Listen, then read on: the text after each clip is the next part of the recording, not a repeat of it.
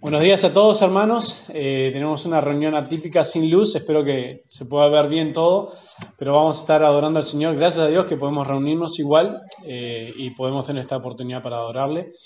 Vamos a tener un tiempo de preparación. Antes quiero avisarles nada más que seguimos con las reuniones los lunes y miércoles, reuniones de oración a las 19 horas y los martes y jueves a las 8:30. Les animo a unirse. Estar un tiempo en oración es bueno, incluso hay gente que está llamando en la iglesia o algunos hermanos diciendo que quieren participar. Oremos por eso, ¿sí? Ayer tuvimos la reunión de adolescentes. Gracias a Dios tuvieron un buen tiempo, por lo que, ¿sí? En general. Entonces, oremos por ese grupito, oremos por los jóvenes también que se siguen reuniendo los sábados y oremos para que el Señor nos permita en septiembre comenzar las reuniones con los niños. Esa es la idea por ahora, ¿sí? Estamos orando sin duda por la iglesia para que el Señor nos siga bendiciendo. Tomemos un tiempo especial, quizás durante la semana, hermanos. Estaba leyendo una biografía de George Mueller hace unos días atrás, y algunos de ustedes quizás lo conocen. Un hombre que en Inglaterra tuvo carga por niños huérfanos y decidió comenzar orfanatos para niños. Y tenía en un momento 4 o 5 orfanatos. Luego tuvo una propiedad de 7 hectáreas enorme para tener un orfanato allí.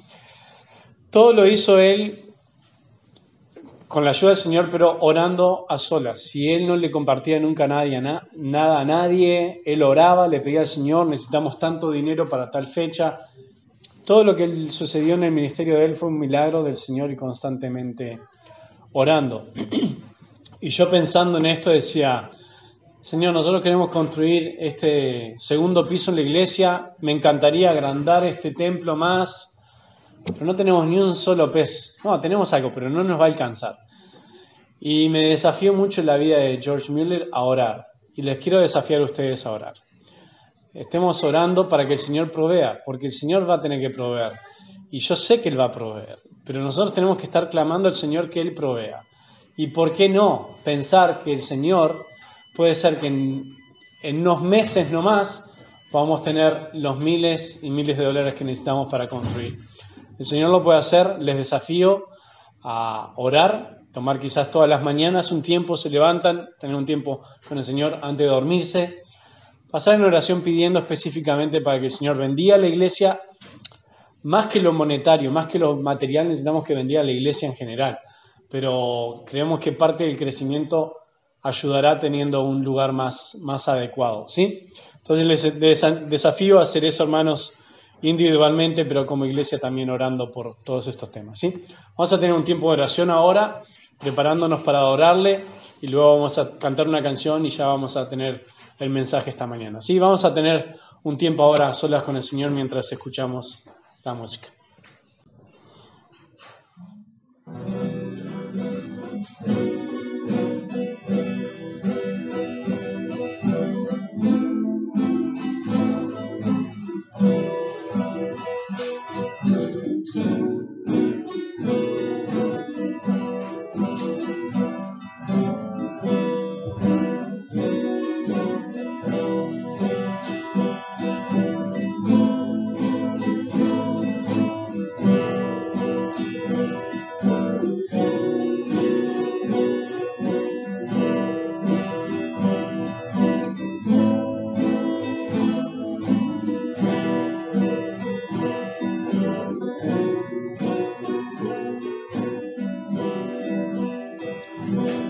Padre amado, te agradecemos tanto por este día, te agradecemos que tú eres un Dios bueno, un Dios misericordioso, y vemos tus misericordias estas mañanas. Gracias porque podemos saber que tú estás en medio nuestro. Te agradecemos porque también estás en control, incluso lo que está sucediendo en el templo hoy, en este edificio. Tú estás en control de todo y te adoramos y alabamos por ello. Gracias porque podemos reunirnos, podemos tener un tiempo en el cual la parte de la iglesia se está congregando para adorarte, para estar juntos, para cantar alabanzas y también para escuchar tu palabra. Y pedimos especialmente que tú nos hables a través de ella hoy. Gracias por este tiempo, gracias por cada hermano y hermana que ha llegado. Te rogamos tu bendición sobre cada uno. Te pedimos especialmente por aquellos hermanos que no pueden estar en medio nuestro, que están en sus hogares, que tú los estés bendiciendo, cuidando, ayudando, que tú estés guiando sus vidas, proveyendo para todas sus necesidades, sobre todo las espirituales, Señor, y que estén animados en ti, que puedan estar conectados con el resto de la iglesia a través de las reuniones los lunes y miércoles de noche allí por WhatsApp, que podamos estar conectados también al estar viendo los videos juntos. Te ruego, Padre, que tú estés obrando en medio de nuestra iglesia en este tiempo, Señor. Señor, te agradecemos porque sabemos que tú, en tu misericordia, estás obrando en medio nuestro y también has de estar proveyendo, Señor. Tú sabes que nuestro deseo como iglesia es de estar construyendo un segundo piso, Señor, extendiendo la iglesia si fuera posible también. Pero todo está en tus manos y lo dejamos en tus manos porque tú eres el Dios Rey soberano. Y Señor, rogamos que tú proveas para estas necesidades. De nuestra parte lo vemos humanamente imposible, pero no hay nada imposible para ti. Por eso lo decimos con fe, confiando que tú lo puedes hacer. Por eso te rogamos que proveas para poder construir y agrandar la iglesia y poder tener un mejor ministerio para las personas, los niños, adolescentes y jóvenes y la gente mayor también de este barrio. Pedimos que tú nos bendigas y que tú estés guiando todo también, Señor. Lo dejamos en tus manos. Pedimos por nuestro país que tú nos des libertad para seguir predicando tu palabra. Tú estés dando sabiduría a los líderes en este tiempo y cómo no rogar por la salvación de los líderes que has puesto en nuestro país. Pedimos tu bendición ahora, Señor, sobre este tiempo, que tú seas exaltado, glorificado, honrado en todo lo que hagamos. En el nombre de Cristo Jesús. Amén. Bien, hermanos, les invito a ponerse de pie. Vamos a estar cantando un himno. Es el 151. Cristo, nombre glorioso, el 151.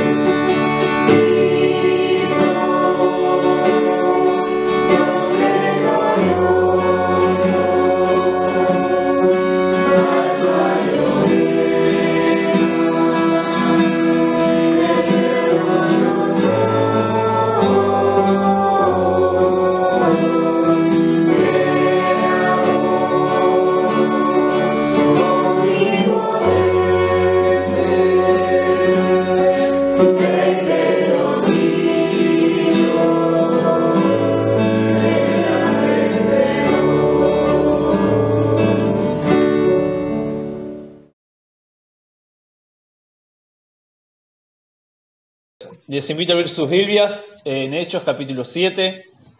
Vamos a continuar con el estudio de Hechos. Hechos capítulo 7. Y este capítulo se puede ver, o algunos dicen que se puede ver, mejor dicho, es así, que se puede ver como un capítulo bisagra. ¿Por qué? Porque es un capítulo en donde vemos el mártir, donde vemos al primer mártir de la iglesia, que es Esteban, y luego la iglesia estaba, en ese tiempo la iglesia estaba, hasta este capítulo, estaba concentrada en los gentiles, y luego la iglesia, luego este primer mártir, comienza a concentrarse o a expandirse entre los gentiles.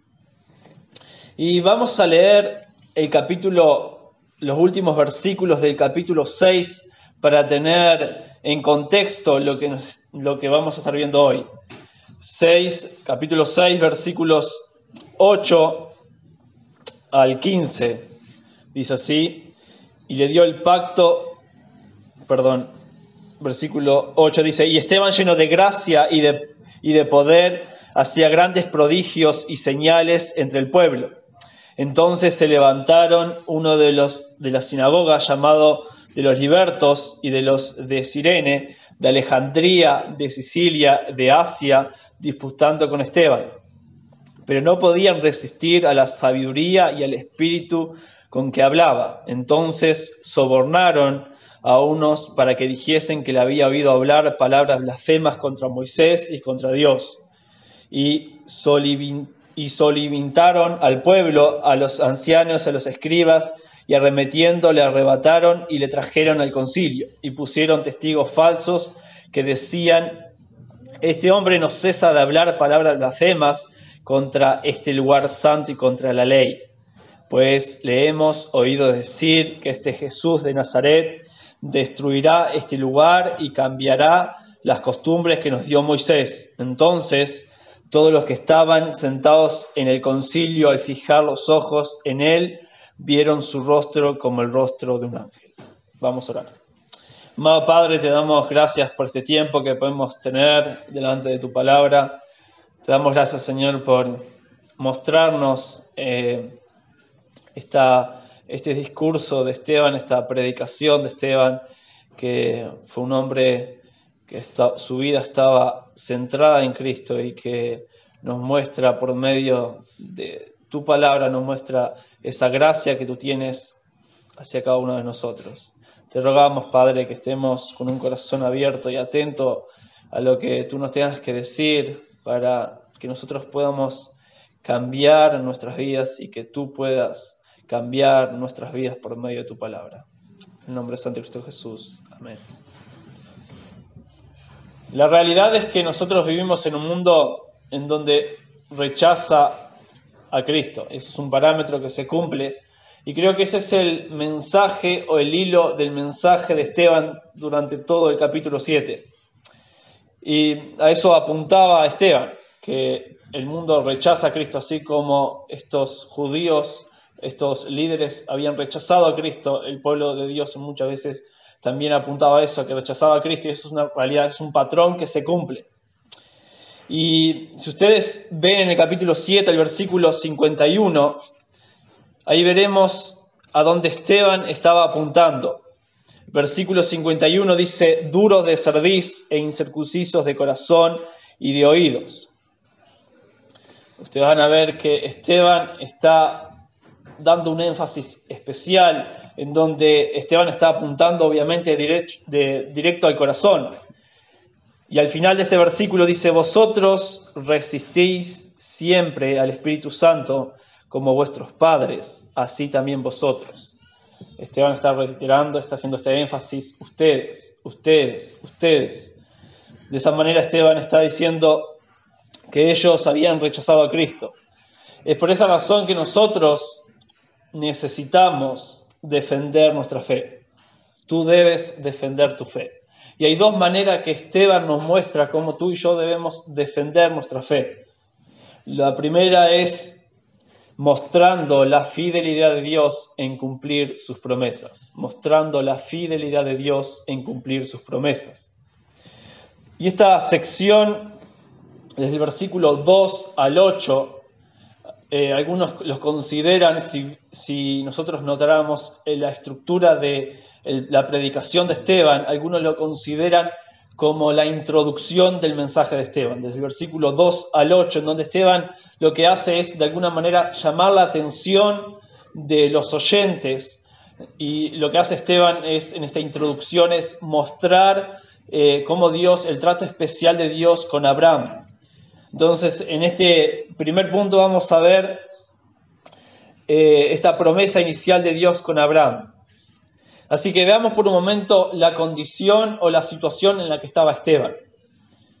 Sabemos que Esteban era uno de estos 7 diáconos que había elegido la iglesia. La iglesia estaba en una situación especial. La iglesia comenzó a expandirse y estaba en esa iglesia primitiva de Jerusalén estaba en una condición especial. Entonces eligen a 7 diáconos para servir a la iglesia, y uno de esos 7 diáconos es Esteban.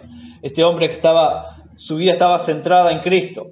Y este hombre no solamente, este diácono no solamente estaba para servir mesas, sino que vemos que también predica. Y es interesante porque esta predicación de Esteban, de este diácono, este siervo, es la predicación más larga de Hechos.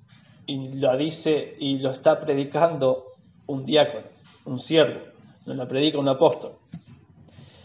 Pero ¿en qué contexto se encontraba esta predicación de Esteban? ¿Cuál es el contexto en el cual estaba?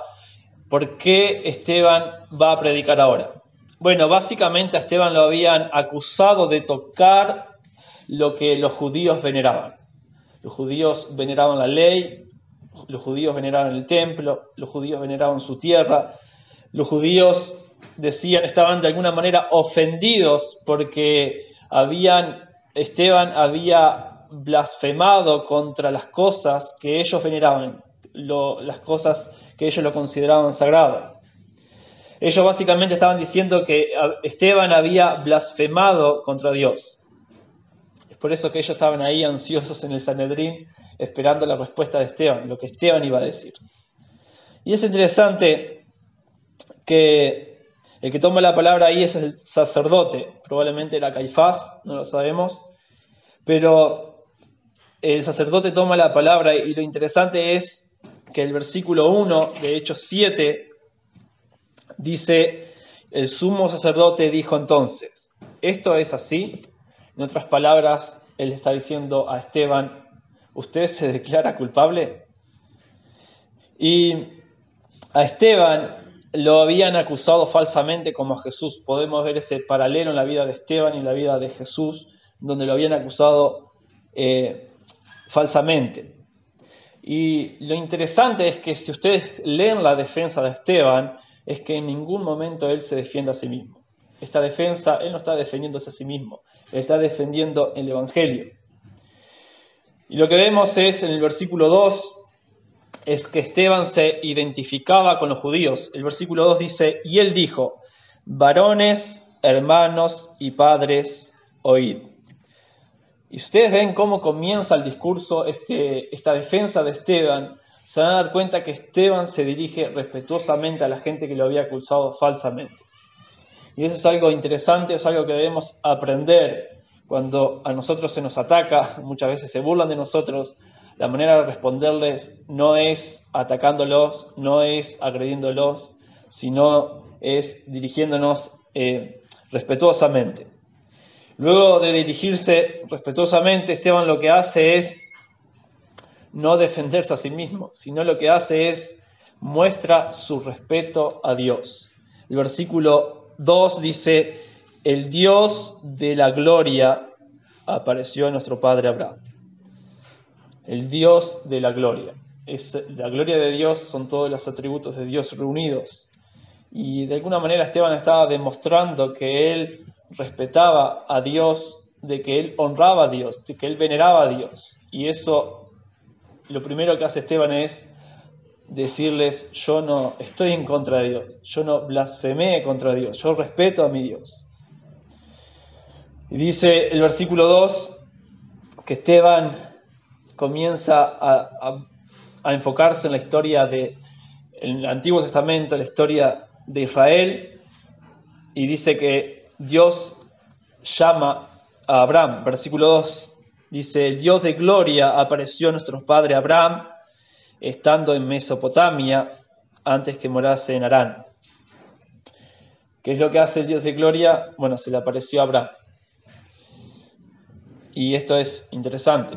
Dios es quien se revela al hombre. Dios es quien toma la iniciativa.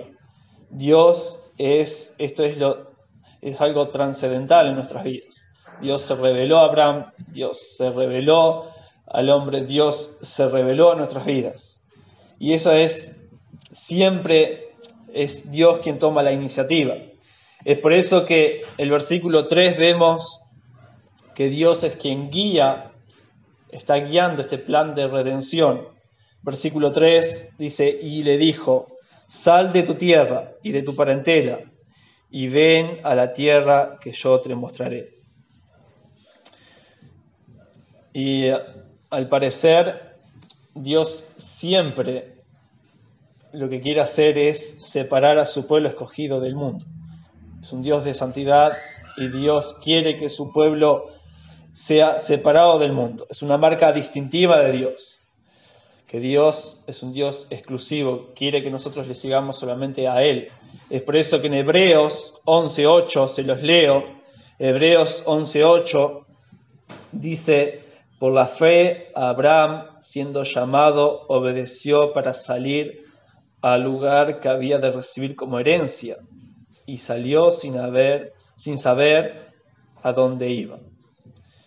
Por eso vemos el versículo 4, esta obediencia de los caldeos, y habitó en Harán, y de allí, muerto su padre, Dios le trasladó a esta tierra en la cual vosotros habitáis ahora. Abraham respondió con obediencia al llamado de Dios, y eso es una de las marcas distintivas, es una de las evidencias que hemos creído en las promesas de Dios. Entonces, nosotros necesitamos conocer más el carácter de Dios para confiar más en Él, para confiar más en sus promesas. Porque vemos que Dios fue el que trasladó a Abraham. La idea allí es que Dios estaba detrás, estaba controlando, estaba supervisando, estaba orquestando la vida de Abraham para cumplir sus promesas. Dios estaba atrás de la historia de Abraham para cumplir su plan, su propósito.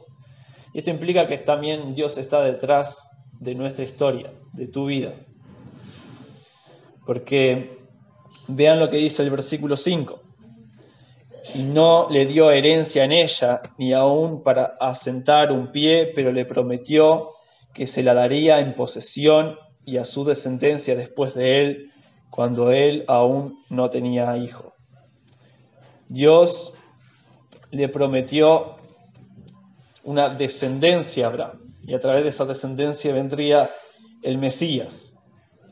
Y es interesante porque tú eres bendecido por esa promesa que Dios le hizo a Abraham. Tú eres bendecido por medio de esa promesa. Y vean lo siguiente que hace Esteban, versículos 5 y 6. Y no le dio herencia en ella, ni aún para asentar un pie, pero le prometió que se la daría en posesión y a su descendencia después de él, cuando él aún no tenía hijo. Y le dijo Dios así, que su descendencia sería extranjera en tierra ajena, y que los reducirían a servidumbre y los maltratarían por 400 años. Bueno, como lo que Esteban hace es recordarles en estos versículos, es recordarle que Dios es más grande que un lugar físico. ¿Y cómo le recuerda eso? Bueno, le muestra que aún ni Abraham, que Dios le dio la promesa, que le dio esta promesa, estuvo en la tierra prometida. De hecho, lo único que Abraham tuvo en esa tierra prometida era su tumba. Entonces, el énfasis ahí de Esteban es: lo importante no es el lugar, no es lo físico, no es la tierra prometida. Por eso vean lo que dicen en Hebreos 11, 9 al 10 nos recalca esto. Hebreos 11, 9 al 10 dice: por la fe habitó como extranjero en la tierra prometida, como en la tierra ajena, morando en tierras con Isaac y Jacob y coheredero de la misma promesa, porque esperaba la ciudad que tiene fundamentos, cuyo arquitecto y constructor es Dios. Esto nos muestra a ti y a mí que Dios es más grande que algo físico, como una tierra prometida. Y lo que Dios nos da es más grande que algo material. Dios nos da una vida en Cristo, y esa vida es una vida eterna. Nuestra esperanza es algo más grande que algo material. Por eso vean los versículos 7 y 8, Esteban les recuerda que Dios bendijo a su pueblo por medio del pacto. Versículos 7 al 8 dice: mas yo juzgaré, dijo Dios, a la nación de la cual serán siervos, y después de esto saldrán y me servirán en este lugar, y le dio el pacto de la circuncisión, y así Abraham engendró a Isaac y le circuncidó al 8º día, e Isaac a Jacob y Jacob a los 12 patriarcas. Dios hizo un pacto con Abraham y le dio como recordatorio, como señal de ese pacto, le dio la circuncisión. Lo que le estaba diciendo es, en pocas palabras, es que la bendición del pacto no dependía solamente, exclusivamente de la promesa de Dios y de la fidelidad de Dios. Entonces, la manera en que tú puedes defender tu fe, que tú puedas demostrar que tu fe es verdadera, es que tienes un Dios que está capacitado para guiarte, para cuidarte, que tienes un Dios capacitado para protegerte, que está en control de todas las circunstancias, incluso de tu fe, incluso por eso te dio a Cristo. Así que en primer lugar debes defender tu fe mostrando la fidelidad de Dios en cumplir sus promesas. Y en segundo lugar, mostrando el plan redentor de Dios. Tú debes defender tu fe mostrando el plan redentor de Dios. Así que en los primeros 8 versículos, desde el 2 al 9, del 2 al 8, vimos esta especie de introducción que hace Esteban, mostrándonos cómo Dios tuvo un trato especial con Abraham. Y los versículos 9 al 53 vemos el desarrollo de la predicación de Esteban. Y una vez más, el énfasis o lo que apuntaba Esteban era el versículo 51. Dice, duros, una vez más se los leo, duros de cerviz e incircuncisos de corazón y de oídos. Vosotros resistéis siempre al Espíritu Santo como vuestros padres, así también vosotros. Y lo interesante es que esto obviamente está apuntando a los judíos que estaban escuchando ese mensaje, pero también nos habla a ti y a mí, que Dios está interesado en nosotros, a pesar que nosotros, si fuera por nosotros, rechazaríamos a Cristo.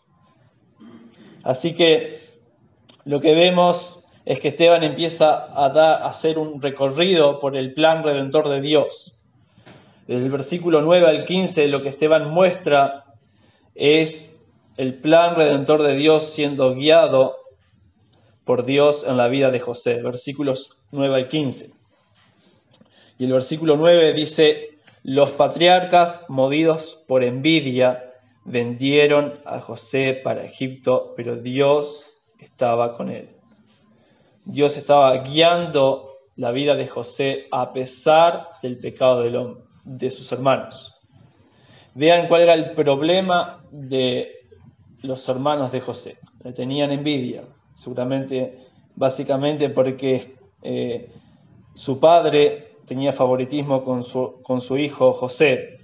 Es decir, había un problema familiar, pero este problema parecía de alguna manera estancar el plan de Dios o trabar el plan de Dios, pero vean el versículo 9 al final, pero Dios estaba con él.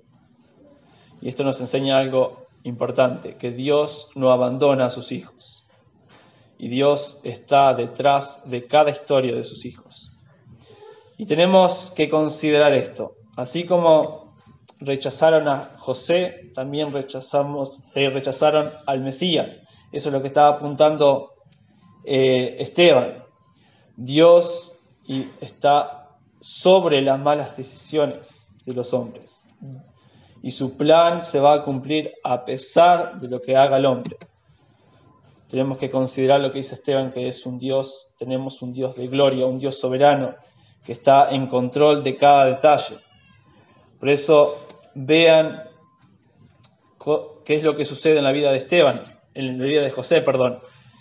Versículo 10 dice, y le libró de todas sus tribulaciones, y le dio gracia y sabiduría delante de Faraón, rey de Egipto, el cual lo puso por gobernador sobre Egipto y sobre toda su casa. Dios estaba guiando la vida de José en favor de su plan redentor al colocarlo como gobernador de Egipto. Vean otra vez el versículo 10. Al principio dice, y le libró de todas sus tribulaciones. Sus hermanos quisieron hacerle un mal peor y Dios lo liberó. Sigue el versículo 10, dice, y le dio gracia y sabiduría delante de Faraón, rey de Egipto. Sus hermanos lo quisieron humillar, vendiéndolo como esclavo, y Dios lo colocó como gobernador. Eso es la gracia de Dios. Esa es la misma gracia que tú y yo necesitamos para vivir. Un conocido misionero, Jim Elliot, dijo esta frase bastante conocida: la voluntad de Dios no te llevará donde su gracia no te puede sostener. Por eso vean cuál es el desenlace en la vida de José, por qué Dios permitió que José terminara como un esclavo. Versículos 11 al 15. Dice, vino entonces hambre en toda la tierra de Egipto y de Canaán, y grande tribulación, y nuestros padres no hallaban alimentos. Cuando oyó Jacob que había trigo en Egipto, envió a nuestros padres la primera vez, y en la segunda José se dio a conocer a sus hermanos, y fue manifestado a Faraón el linaje de José. Y enviando a José, hizo venir a su padre Jacob y a toda su parentela, en número de 75 personas. Así descendió Jacob a Egipto, donde murió él y también nuestros padres. Entonces, lo que vemos es que Dios colocó a José como gobernador porque su plan era alimentar a su pueblo, sostener a su pueblo. Esa es la mano de Dios, esa es la mano de nuestro Dios de gracia, que actúa en favor de su pueblo, a pesar del pecado de su pueblo, a pesar de que lo habían rechazado. Parece que ellos, los hermanos de José, habían tramado algo horrible y Dios en su gracia parece que lo transforma a favor de su plan redentor. Y creo que esto es algo que se aplica a nuestras vidas. Muchas veces, en muchas ocasiones, suceden circunstancias que no entendemos, circunstancias horribles, circunstancias que al parecer no estaban en nuestra agenda, pero tenemos que pensar en esto, que tenemos un Dios de gloria que tiene un plan mayor con cada uno de nosotros. Y eso lo vemos en el famoso pasaje de Romanos 8, versículos 32 versículos 31 y 32, perdón. Romanos 8, 31 y 32 dice, ¿qué pues diremos a esto? Si Dios es por nosotros, sino que lo entregó por todos nosotros, ¿cómo no nos dará también con Él todas las cosas? Así que vemos,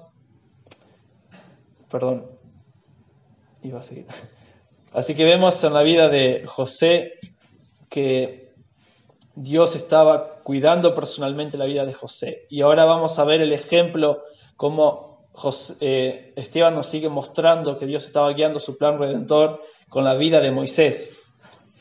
Versículos 16 al 41.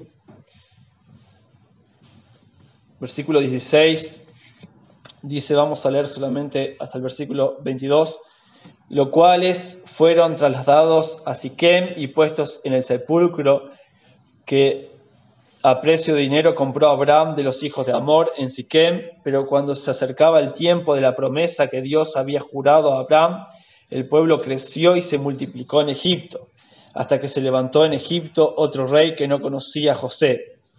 Este rey, usando de astucia con nuestro pueblo, maltrató a nuestros padres a fin de que se pusiesen la muerte a sus niños, para que no se propagasen. En aquel mismo tiempo nació Moisés y fue agradable a Dios, y fue criado 3 meses en casa de sus padres. Pero siendo expuesto a la muerte, la hija de Faraón lo recogió y lo crió como a hijo suyo.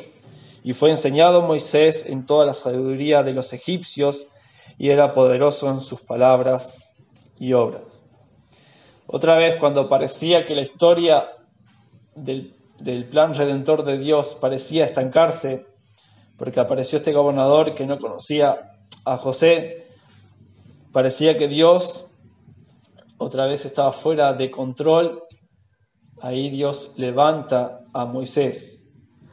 Y si ustedes piensan en la historia de Moisés, Moisés muchas veces, mejor dicho, en sus inicios, cuando él nació, su vida estuvo en peligro.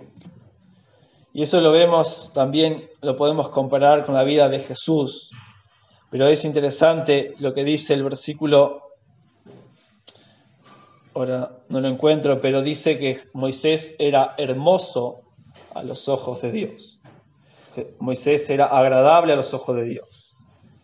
Por eso Dios estaba en control con la vida de Moisés.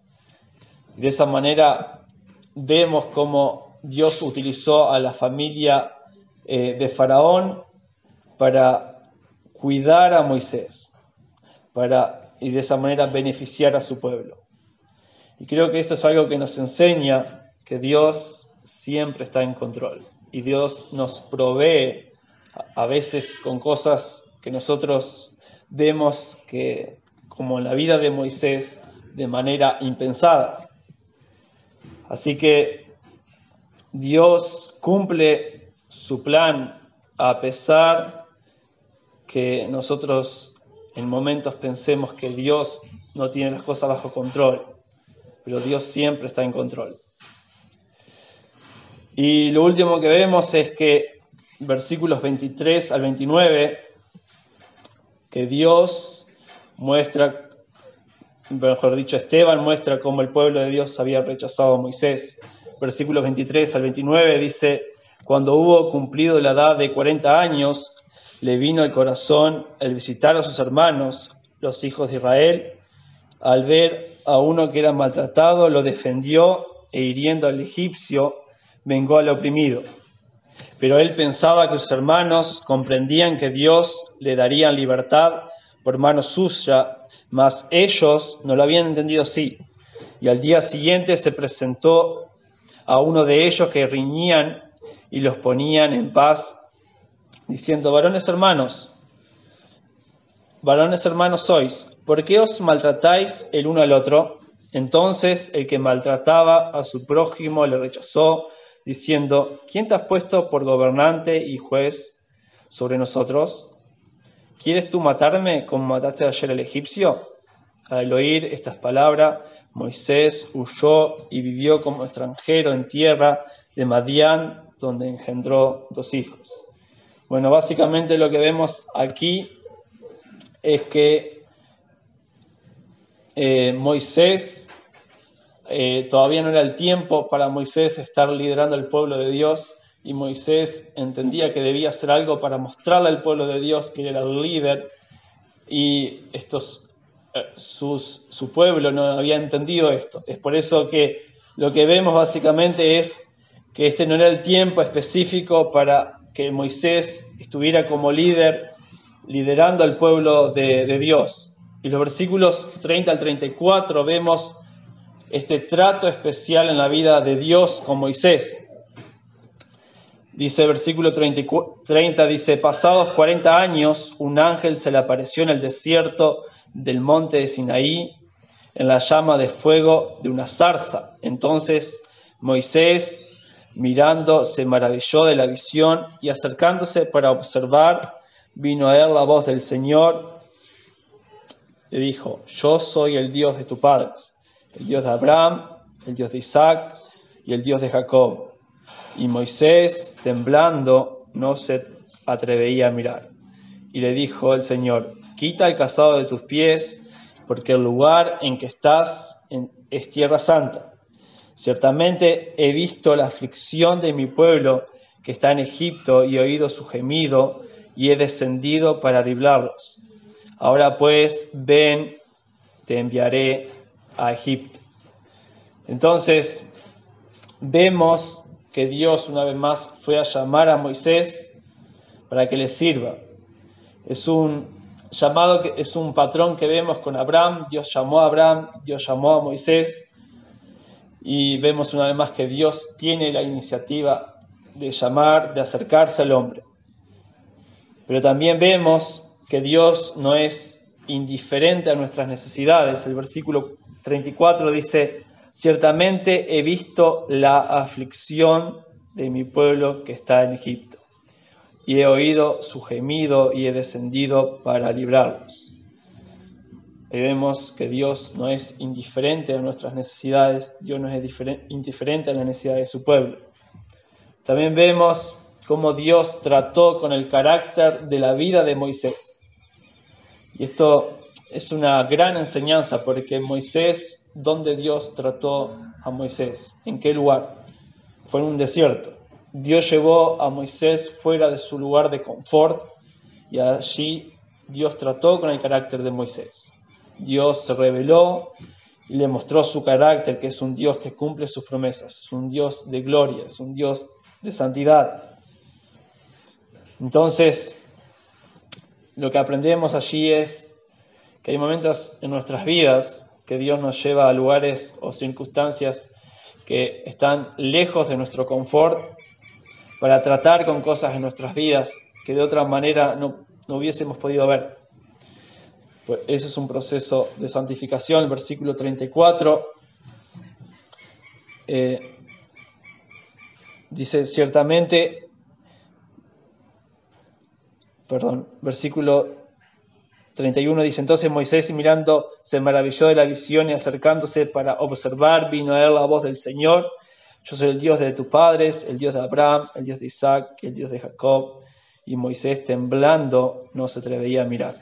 Y le dijo: Señor, quita el calzado de tus pies, porque el lugar en que estás es tierra santa. Ahí vemos cómo Dios muestra ese carácter de santidad a Moisés.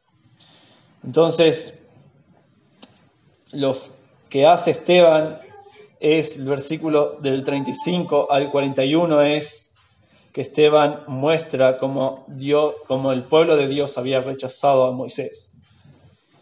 Versículo 35 al final, al 41 dice: a este Moisés, a quien habían rechazado, diciendo: ¿quién te ha puesto por gobernante y juez? A este le envió Dios como gobernante y libertador por mano del ángel que se le apareció en la zarza. Este lo sacó habiendo hecho prodigios y señales en tierra de Egipto, en el Mar Rojo y en el desierto por 40 años. Este Moisés es el que dijo a los hijos de Israel: profeta os levantará el Señor vuestro Dios de entre vuestros hermanos, como a mí, a él oiréis. Este es aquel Moisés que estuvo en la congregación en el desierto con el ángel que le hablaba en el monte de Sinaí y con nuestros padres, y que recibió palabra de vida que darnos, al cual nuestros padres no quisieron obedecer, sino que le desecharon, y en sus corazones se volvieron a Egipto.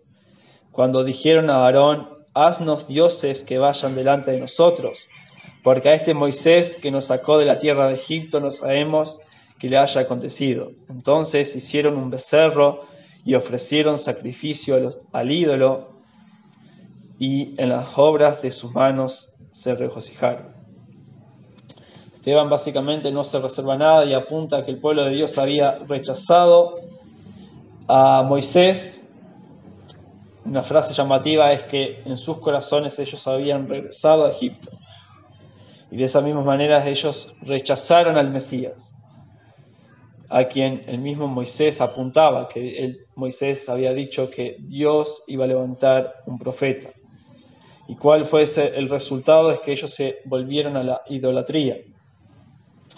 Evidentemente, Esteban estaba apuntando al corazón de esta gente que estaba escuchando esta predicación, este mensaje, pero creo que nos recuerda a ti y a mí la gracia de Dios, cómo Dios actúa a nuestro favor, que de alguna manera Dios nos rescató de un tipo de Egipto y nos liberó por medio de Cristo, nos mostró la libertad por medio de Cristo. Solamente por Cristo somos libres. Y si fuera por nosotros quisiéramos seguir en el mundo, pero tenemos un Dios que está detrás de nuestra historia, un Dios de gracia. Como Esteban lo recalca en la vida de José, que Dios estaba con José, así Dios está contigo. Así como Dios dice en la vida de Moisés que era Moisés agradable a los ojos de Dios. Tú, como hijo de Dios, eres agradable a los ojos de Dios. Ese es el Dios de gloria que tenemos. Vamos a orar. Amado Padre, te damos, Señor, porque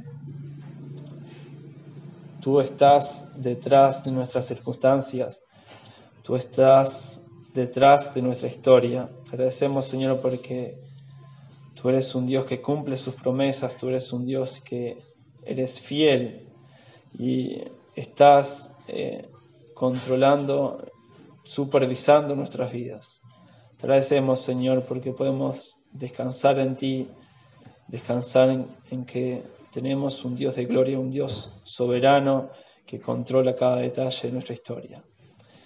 Te agradecemos, Padre, en el nombre santo de Cristo Jesús. Amén.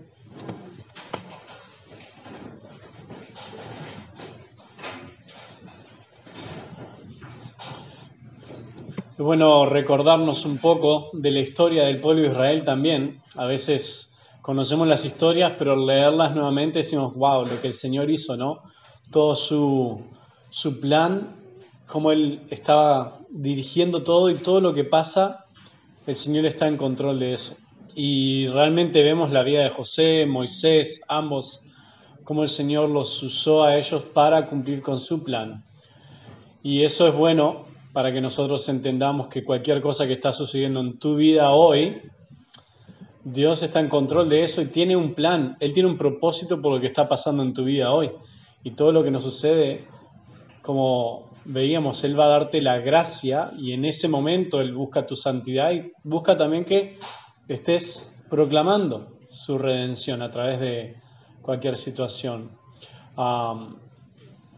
Pensemos, a mí me hace analizar lo que el Señor permite, lo que permite en este tiempo a todo el mundo, a toda la humanidad ahora en este planeta, estamos todos pasando por un tiempo, el Señor está en control y Él está haciendo algo, Él está obrando y eso nos llena de paz, de confianza, de que lo que Él está permitiendo, Él quiere hacer algo en medio nuestro. O sea que pensemos de esa manera también y humillémonos delante de Él, pidiendo que Él nos use de la forma que Él quiere usarnos durante este tiempo también.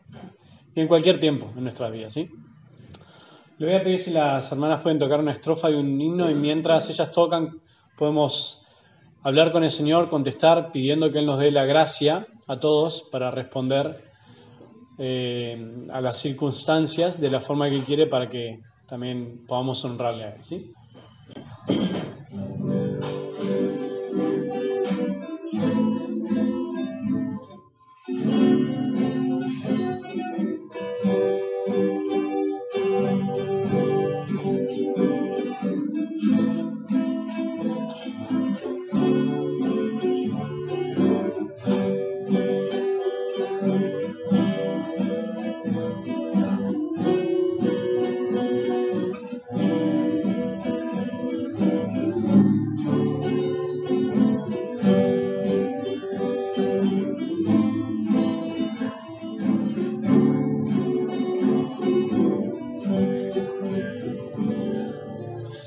Padre amado, te damos tantas gracias por tu palabra. Gracias por este ejemplo de Esteban, como en medio de una